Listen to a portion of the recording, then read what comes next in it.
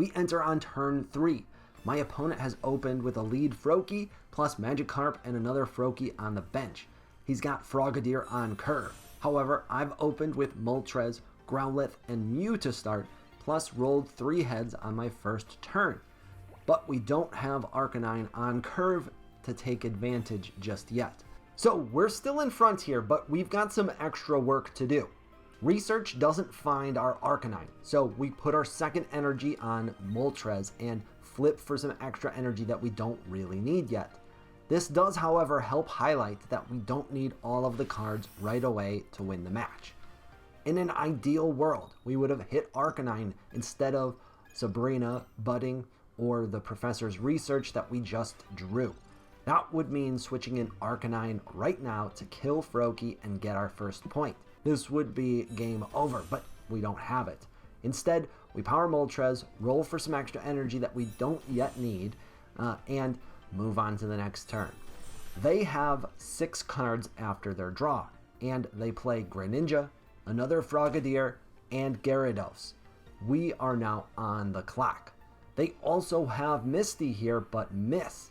2 heads in that spot, plus an X speed, would have allowed them to bring in Gyarados right now to clear Moltres.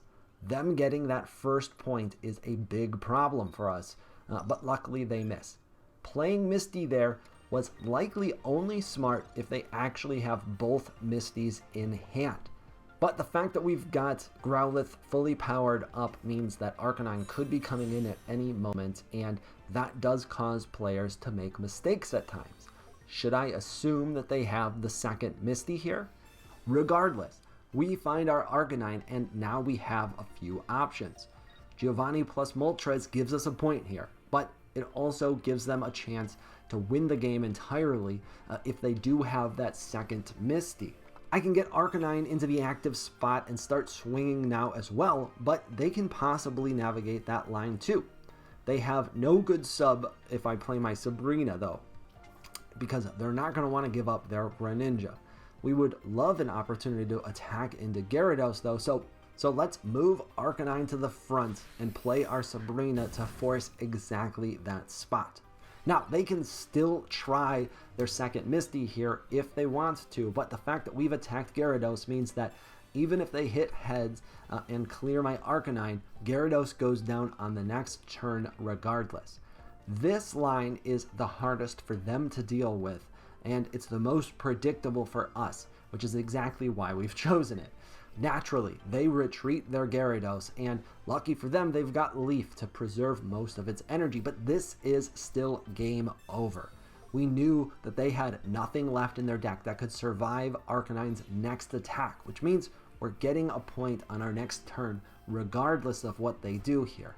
And they also have nothing left in the deck that can clear our good boy on this turn. That means that Gyarados is relegated to the back line and cannot come back up to the front until it can win the game on its first attack. They are still several turns away from that scenario. So despite a bad matchup and type disadvantage here, our opponent realizes that they are totally pinned and concedes the game.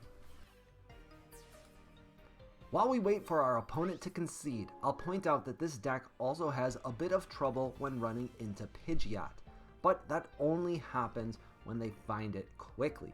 This is because Pidgeot only needs 3 energy, unlike Gyarados is needing 4.